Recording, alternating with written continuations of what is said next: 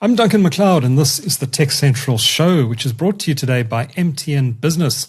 Visit mtnbusiness.co.za to learn more about their products and solutions, and we thank them for partnering with the show. Now, Werner Lindemann is Group CEO at DataGroupIT. That's a value-added technology distributor operating across 16 markets in Africa. Before that, he held senior leadership roles at BCX and Clickatell, giving him more than 30 years of experience in total at the intersection of tech, sales strategy, and digital transformation. Today, though, we're talking about a topic that should be front of mind for every business leader, and that's AI and cybersecurity. And there's a ton to unpack in the discussion today. Werner, welcome to the show. Tell me a bit about DataGroupIT Group and why you joined the business. Thank you, Duncan. I joined exactly 1 year, so it's my anniversary now. And it was an interesting shift, both from an opportunity and a career perspective. That, as you say, DataGroupIT sits at the intersection of what's happening in Africa with cloud, AI, cybersecurity. And we are fanatical about how we help the African continent gear up for the changes around cybersecurity, AI, as well as quantum computing that's at the forefront of everything we do. So exciting times in the industry, but also excited in joining this intersection in the market. And that was a key reason why I joined DataGroupIT. Cybersecurity is outgrowing anything that you see from a tech perspective today. So it's the forefront and the bleeding edge of what's happening in tech in Africa. Okay. So you describe yourself as a value-added distributor, which presumably means you represent a lot of international brands in the cybersecurity space. What are some of the big ones that are on your books? Yeah, the biggest ones are Checkpoint, Thales, which has also bought companies like Imperva and Gemalto, Darktrace, and then some of the other players like Elastic and Exabeam, etc. We represent about 20 of these vendors across the African continent. And we've made sure that we've got a good spread that can address the cybersecurity posture of all the major customers in Africa. Okay. So you mentioned 16 markets. I presume South Africa is one of those. What are some of the other big ones you're in? Yeah, our business actually started in West Africa and Nigeria. So we're in five countries in West Africa. The normal ones: Nigeria, Ghana, Cote d'Ivoire, Cameroon, Morocco. East Africa, 5 countries, and then SADC, we're in 7 countries, including South Africa. But we've only been really active in South Africa as such in the last 3 to 4 years.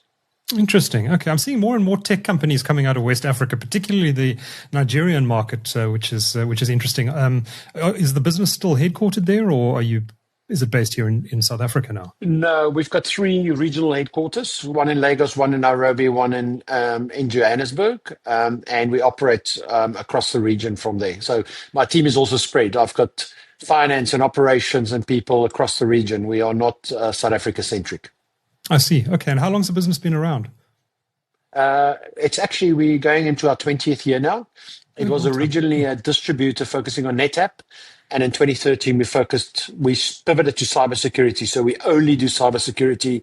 When we wake up in the morning till when we go to bed, we speak cybersecurity and the trials and tribulations around that. Okay. Well, let's dive into the topic then. You've obviously got a very good perspective on what's going on in the African context. I think when we speak to cybersecurity vendors, we're getting the European or the US context of what's going on in the world. So from a threat perspective, what are you seeing out there in African markets in which you operate, and is it different to what's happening in the rest of the world? I think that the theme is very similar, and because of this transformation of AI and technology. And what I mean by that is when you talk about AI influencing technology, it dramatically transformed the scale, the personalization, and the speed of it. Okay. Plus, people will talk about the cost of the attack that's dropped. So in that context, it's not different in Africa than in any other markets. However, in Africa, it's about how do we help organizations gear up to address some of the challenges. Some of the challenges are around availability of skilled workers. So Africa is a bigger problem than the rest of the world. It's about spend on cybersecurity as a percentage of IT spend, and it's about the skills to implement these things for large organizations. So I think we're at the cusp or tipping point where Africa is going to bear a big brunt of what's happening around cybersecurity. And our job is to help our customers overcome some of those hurdles that's currently in the market. I want to spend a bulk of this conversation today talking about AI and its impact on the cybersecurity space. We've seen what's happening in development with vibe coding and the sweeping changes that are happening in the development environment and the impact it's having on careers and jobs, et cetera, and I imagine that the impact on the AI, on the cybersecurity space, is going to be just as dramatic, not only from a defensive perspective, but also in terms of threat actors also using these tools to probe companies' defenses. And I imagine we're heading towards an escalating arms race here. But unpack it a bit for us. What have we seen? What has changed in the last few years with the arrival of generative AI? And given the pace at which it's going, have we got any hope of keeping up with this technology? And especially in the African context, where you mentioned there is a larger skills gap than elsewhere in the world.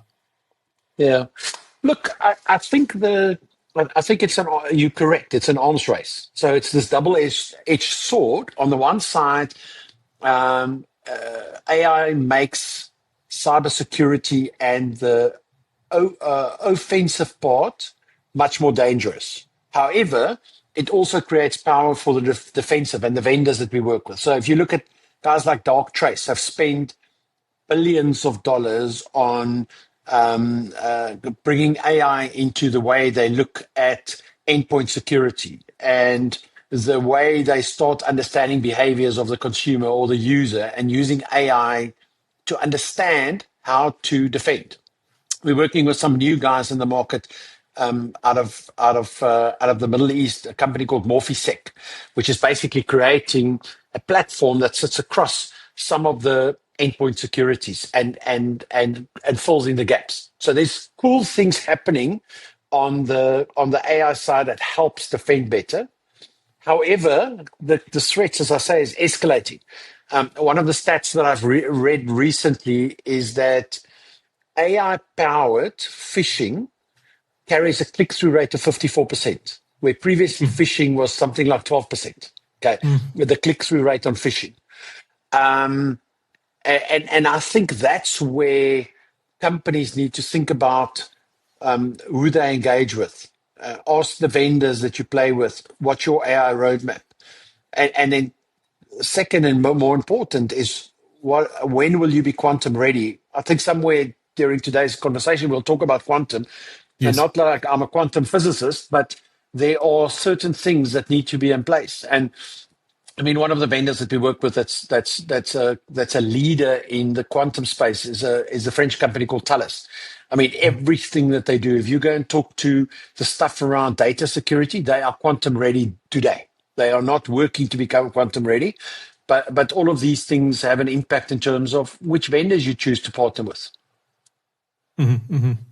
So I was watching an interesting YouTube video a bit earlier about the upcoming Claude model from Anthropic, and it was quite technical, but the gist of it was that this model is going to be able to go into companies' IT systems, probe them. Agents will go out inside the company's internal IT systems, probe all of them and the defenses for any problems that might need patching, do this autonomously and keep security teams appraised of what it's doing.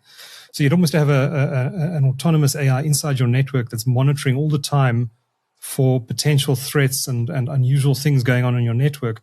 Now, presumably threat actors are going to be able to, maybe not Anthropic, maybe some other AI tool, but they're going to be able to use these tools as well to constantly probe the defenses of organizations in real time. Are we heading to a situation where humans are no longer involved in cybersecurity, where AIs are fighting AIs and defending systems. How autonomous are these systems going to become, and what is human involvement going to be in cybersecurity in the coming years? Yeah, I think, as I said in the beginning, when we talk about the scale and the speed of that's where it's changed.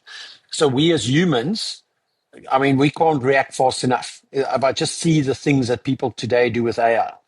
Now, it comes back to any organization in terms of how you create a security perimeter around this. Now, previously, cybersecurity companies talked about the moat, which is that firewall around that. Now it's about the identity. So firstly, the identity. How do we protect the identity and not give these actors access to identity? And then secondly, how do you then protect your data? Because that's what everybody's after. Now, in this instance, I think companies need to be aware that they should use AI. They should use these stress-tested AI models of these vendors, but they should create it in a. So some people call it not an LLM. They talk about a DLM, a domain language model, so that you can use AI, but in the domain of your organization, and that you use the capability of the LLM model, but inside the organization, so that the information and whatever you do with that information doesn't go outside of the organization. So I think the shift in AI is moving from LLMs to DLMs. And I see a lot of the big banks in Africa already starting to create these ring-fenced DLMs in their organization to be able to react against some of these threat actors. Mm-hmm. Is banking and financial services one of the first sectors that is starting to think about this stuff? I imagine they have to be, because they've got to protect people's money at the end of the day. Banking. So every organization that plays a B2C role and that need to protect consumer entities and data. Yeah. So banking, financial services, government, and that's probably the biggest risk in Africa. Healthcare, telecommunications, retail. Those for me are the big industries around customer data, because all of these guys are looking at how can they exploit customer data. And again, when we come to the quantum discussion, the assumption needs to be that these threat actors are already busy harvesting data. They can't de-encrypt it today, but when they have got the quantum capability, then they're going to use the data that they harvested before. Mm-hmm. And that's why it's important that now you start already investing and developing on that side if you haven't. And I think there's a lot of customers in our continent that haven't even looked at quantum computing, they haven't looked at capability and decryption and all of those things. We often see how often government facilities, government websites get hacked in South Africa, and I think it's an Africa-wide problem, and I think it speaks to the skills gap and just, the lack of technical, perhaps, expertise in the public sector to deal with this stuff. We're moving at such a pace now, though. I mean, do you think there's an argument maybe for governments to declare this as a crisis? They should declare it as a crisis, but you know that political actors will never declare this as a crisis. The other statistics I read the other day is there's a 4.8 million worker shortage on cybersecurity skills globally. Now, sure. the relative African number is somewhere between 200,000 and 300,000. Now, there's no joint governmental focus in Africa to close that skills gap. So I think, yes, it needs to be declared as a crisis.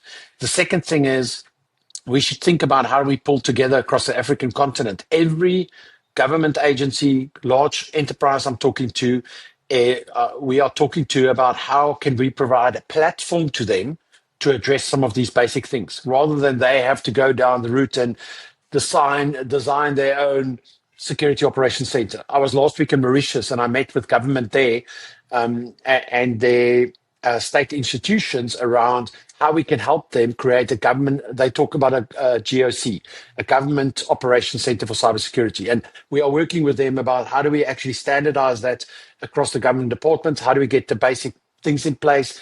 how do we make sure that they are future-proof from the things that they're busy developing? And we're working not only with government, but with organizations like Mauritius Telecom in that context. So it is about industries pulling together and thinking about how do we protect the government and the public ID approach for every country.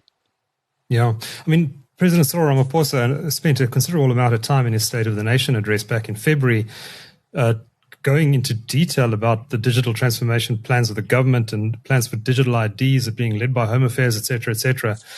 But it's a very real concern, Werner, if we are starting to digitize citizen services and putting all this stuff online, if we're not building this from a highly secure perspective to start with. I mean, you must have engagements with the South African government and other governments across Africa.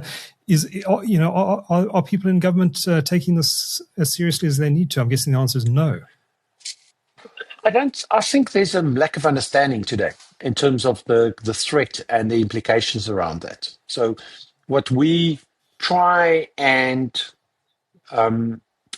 translate are three key things. The one is that the new perimeter around security is the identity. So when you talk as a government about digital identity, so how do you secure the digital identity? That somebody doesn't steal my identity and go and do whatever they want to do with it, get into bank accounts, etc.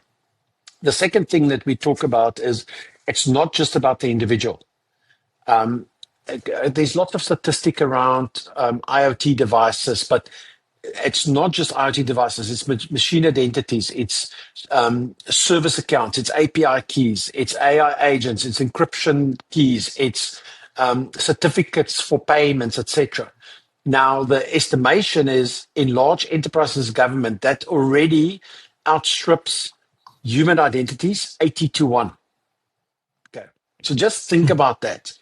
If you don't have a total view on firstly, how you protect the consumer's digital identity, and then create a supply chain cascade about how do you actually do it across that that engagement and the flow of data, and that's where encryption and cryptography and certificate lifecycle management comes into place. So I don't know whether you know, if you take your phone today. And on my iPhone, I can go and see my certificate on my iPhone sits there. That certificate used to refresh every 400 days, 387 days. It's now gone down to 200 days.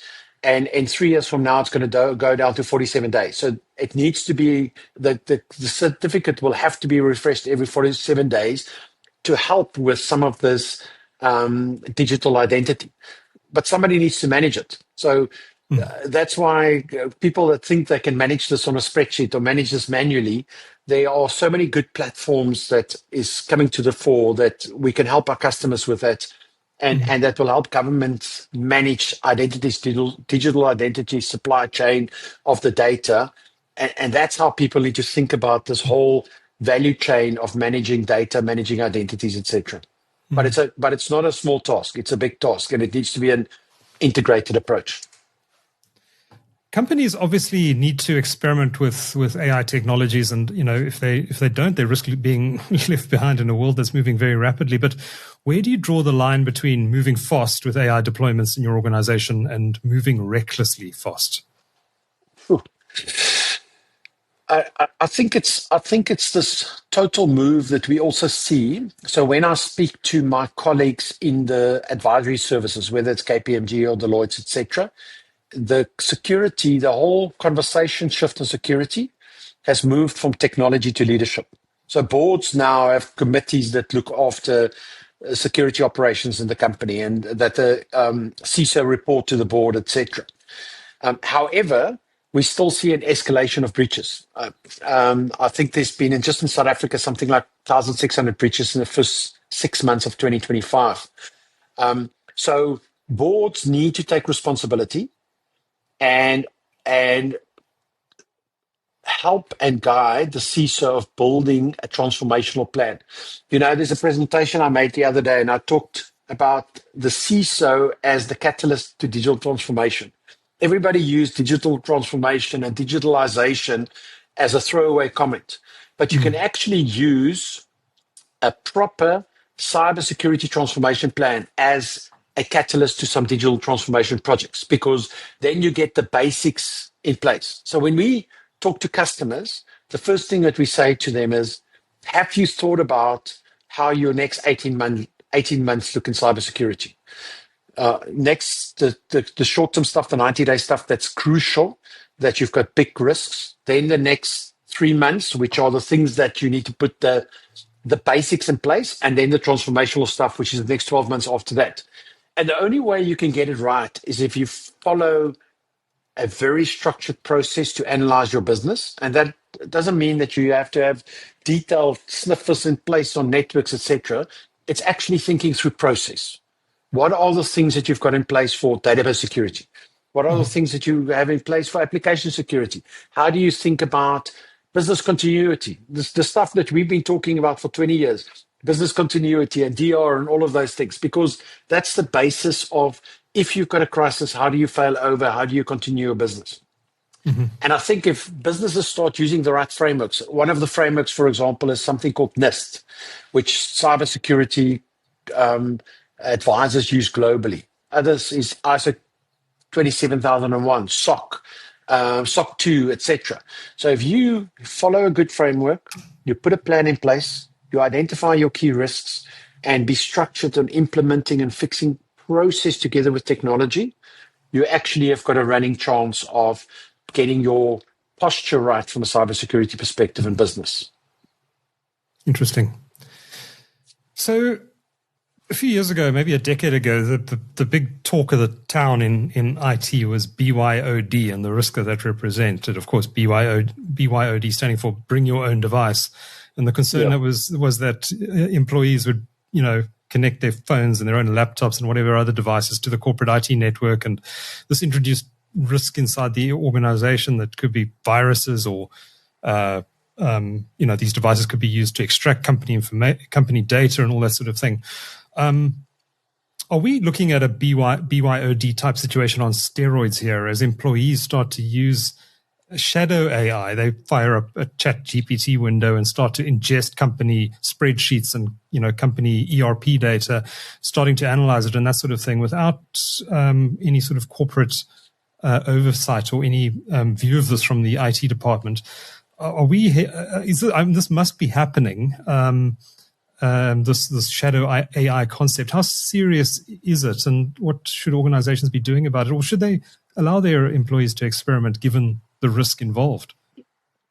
Yeah, look, one day when you and I have time, I will take you through what we are busy doing with AI and Claude inside our own business. So we've got an objective by the end of the year to save or to have autonomous employees doing 16 hours a month of work. So we're sitting currently at about 240 hours a month.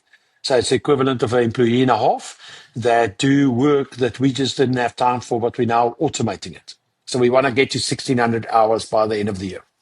So, but we do it in a responsible manner. We've got clear guidelines of what can be done and what can't be done with these things in our business. Then we have created policies, procedures, and deployed tools to manage and control it inside the organization. So if you go back 10 years in banks in South Africa were the first guys that when you walk in you can only use the company phone. So they give you a company phone. They lock down your camera. You can't take pictures of customer documentation and things like that. Now that's a typical DLP tool. Okay.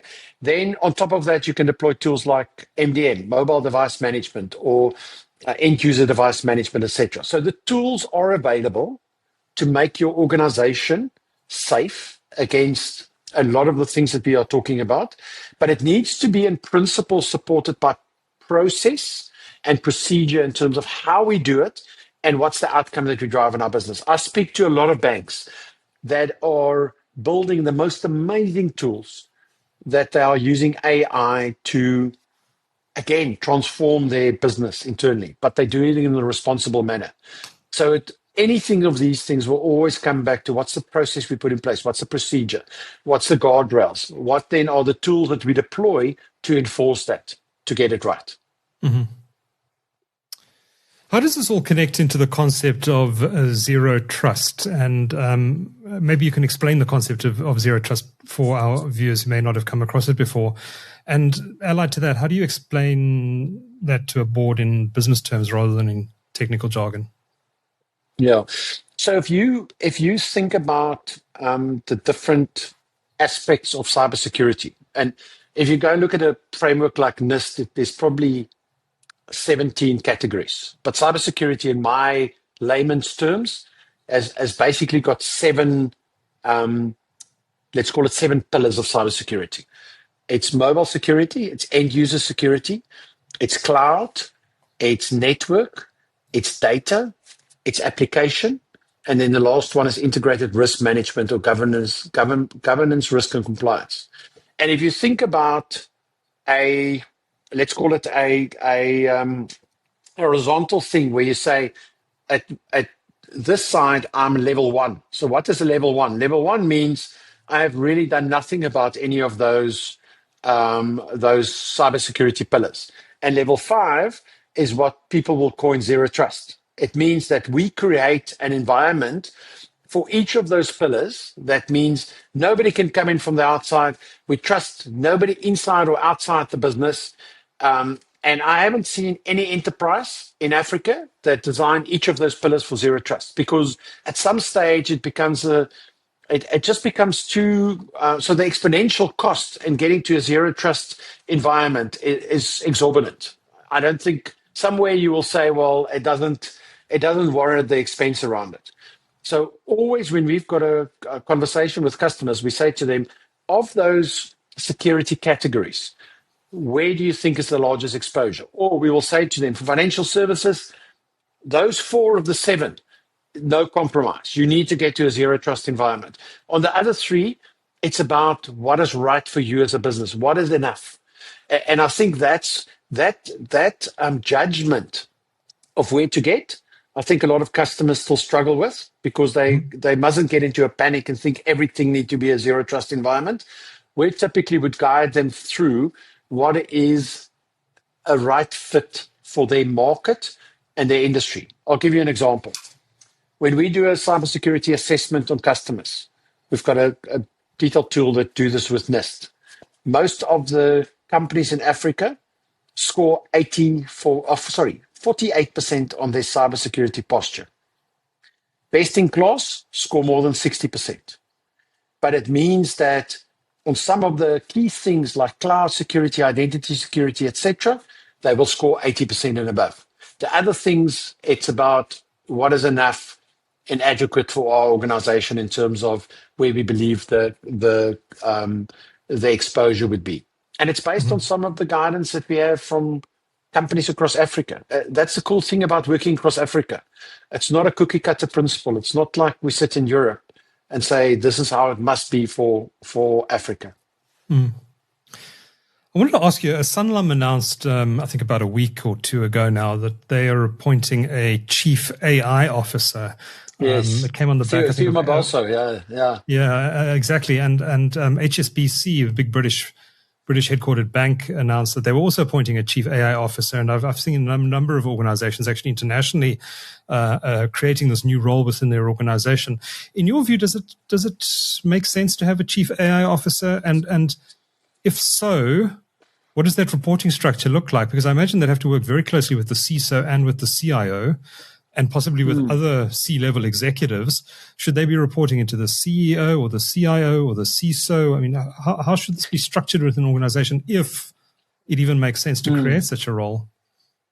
Yeah, look, lots of companies have dabbled around with things like chief innovation officers and chief digital officers. And then 2 years later, they decide it doesn't fit their structure because they are built around their business units, etc. I think it's important. So whether you call it a chief AI officer or a chief innovation officer, etc., that's where you are generating the capability to streak ahead of your competition. I use our organization as an example. We are a small business. We are 120 people. But if I can get to a situation where I do things that my competitors aren't doing, and by the end of the year, I've got 10 autonomous employees, that does things that take time away from me being focused on strategic things. I think it's great for the business. Myself and my marketing manager sat last night, and we've now created an autonomous social media intern that does the posts for us within the guardrails that we set up, etc. And it's amazing. So there's a lot of different things that we are now doing that that automate repetitive tasks and can help businesses focus on strategic differentiation, which is where businesses differentiate themselves. So maybe the argument is that this big picture stuff should sit in some sort of role like the chief strategy officer, because very often CIOs are very focused on operational issues, making sure the systems are running and not falling over. And the CISO is very often just focused on preventing attackers from getting past the perimeter, and perhaps don't have the time to think about, how could AI completely transform our organization, because they're just dealing with day-to-day operational stuff. Don't have time to think about the big strategic stuff. I mean, AI is clearly going to transform so many industries. Who in the organization should actually be doing that big picture thinking? Should it be coming out of the CEO's office? Should it be a new role within the organization? What's your thinking around that? I think that Chief Innovation Officer, Chief AI Officer, Chief Digital Officer is a strategic role. I would put it in the CEO's office, and the operational guys that execute on build, operate, transfer should sit in that operational function. But this is a strategic function, because if you get it right, whether it's about AI, digital transformation, or innovation, it creates the platform for you to get ahead of the competition. And I promise you, every time we talk about it in our small business and what we are busy doing, I can see we've started with this big project 2 months ago, and now we're saving 240 hours a month. And it's 3 of us that's working on it. Just think if we really unlock this in our business. The impact on productivity is going to be absolutely massive. I mean, we can talk about this stuff all afternoon, Werner, but we do need to keep the podcast relatively tight. So I want to come back to what we promised we were going to talk about at the beginning of the show, and that's quantum computing. There've been big advances there as well. People don't really have access to quantum computers yet. It's very much in a lab sort of environment, but it's coming in the next few years, and it's going to be made available to organizations through cloud services. People aren't going to have quantum computers in their basements, not yet anyway. But it is coming, and access will be controlled initially. But presumably in time, assuming this technology proves itself, it's going to become fairly widely distributed.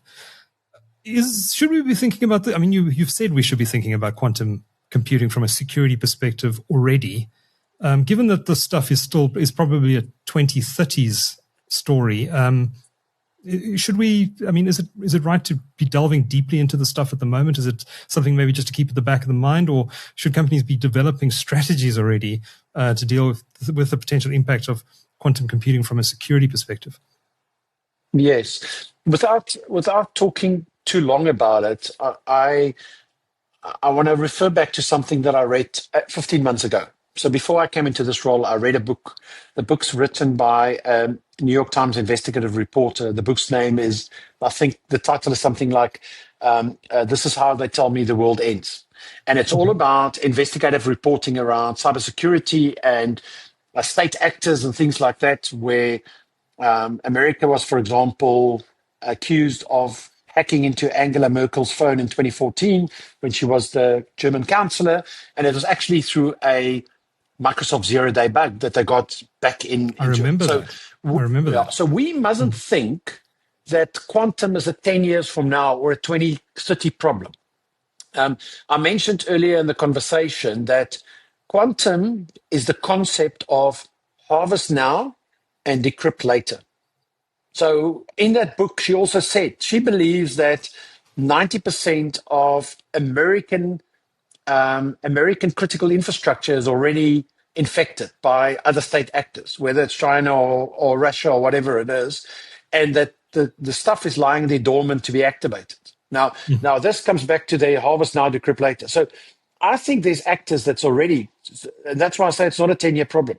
There's people that's already harvesting data. They just can't read the data currently because it's encrypted. Now, what quantum is going to do, it's going to allow these adversaries to start reading your data or getting access to your data. So, and that's why I'm saying when organizations think quantum is a 10-year problem, it isn't. The timeline is being compressed. So you need to get to a partner now in your vendor process that's quantum ready today. And I mentioned, so I'm not here punting Thales, but I just know from what we've seen with Thales in terms of how they think about data security, how they drive tokenization, encryption, cryptography in the way they develop things. I will always say to a customer, when you think about data security, it's the first guys that I will call closer and say, how do we design your whole data security strategy so that you can counter quantum when it's available? But you need to do it now. It's not a 10-year plan. It is a now plan. Okay. So if I'm the CEO of Standard Bank, what should I be telling my teams about quantum, and what should I be thinking about quantum? I mean, obviously the threat, the big threat here is we're heading towards a world in which existing cryptography is broken. And that plays a very direct role, obviously, in financial services, but it's not just financial services, it's across the board, wherever valuable sensitive information is being kept. How should Sim Chabalala at Standard Bank be thinking about this, and what conversation should he be having with his teams about it? Yeah, look, I hope he listens to the podcast. But in that instance, if I'm Sim Chabalala, I would stand in front of my team and say, what we see from everything we read and what we listen is the clock is running already. Okay, the scale just doesn't exist. So this is a fundamental business risk for us as a bank. So what I need you as my team to do is to go and build a strategy that as first step is, how do we build our strategy to encrypt our data? That when quantum comes from the threat actors, that they actually can't, that we've got a counter for that. So start with data strategy. Second, start with your identity, the identity as the new perimeter, and develop a strategy with the best guys in the world around how do we make sure that we future-proof our business, because it's a business risk. It's not about technology anymore. Lots to think about, Werner. As I say, we could talk about this for hours, and I think we probably should have more conversations on the show about cybersecurity and what's coming down the line, not only from a quantum perspective, but the very real impact that AI is having already on this space. And I think organizations, not just in Africa but around the world, are scrambling to keep up, and it's getting more and more difficult as the pace just accelerates and accelerates. But Werner, thank you for your time on the show. Werner Lindemann is a group CEO at DataGroupIT. Appreciate your insights. Thank you. Thank you for the time. I appreciate the opportunity.